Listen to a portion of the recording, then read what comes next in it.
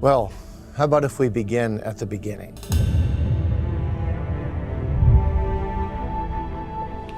The goal is not to reconstruct the 16th or 17th or 18th century. We're not on some liturgical excavation, but it is to say that the Puritans have something to teach us.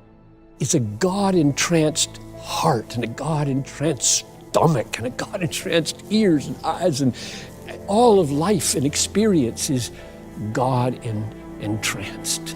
Puritanism was part of the Reformation. To be a Puritan, you were swimming against the tide. And the Puritans were ruthless in their determination to remove everything that God was not pleased to have there. They had a revolutionary, more biblical view of what it means to be a Christian.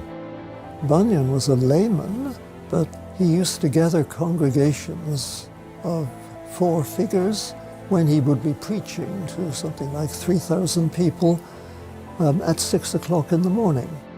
And the Christian life was so beautiful, as he described it, so rich. I wanted to live like that, and I wanted to preach like that too. We have too much of empty motivational preaching, which is just saying we can do it, we can all do it, come on, let's do it. There's no depth.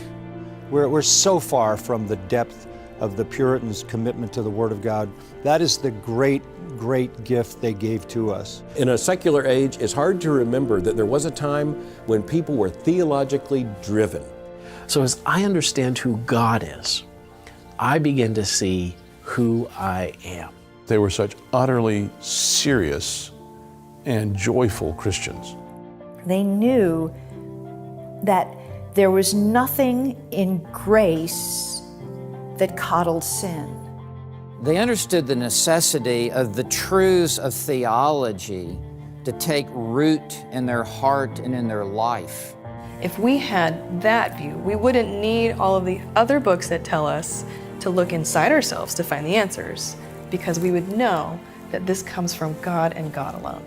They understood that God is everywhere and that everything concerns him and that he sees everything, and that consequently the biggest problem in life is God if you are not right with him.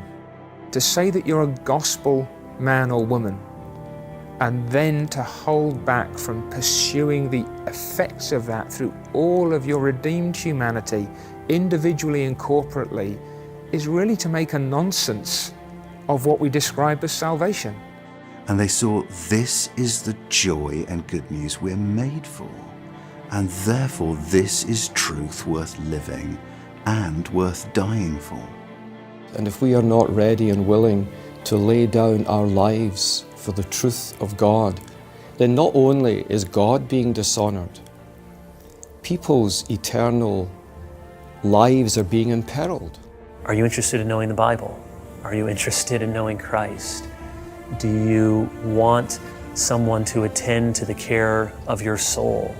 Then you're going to want to get to know the Puritans.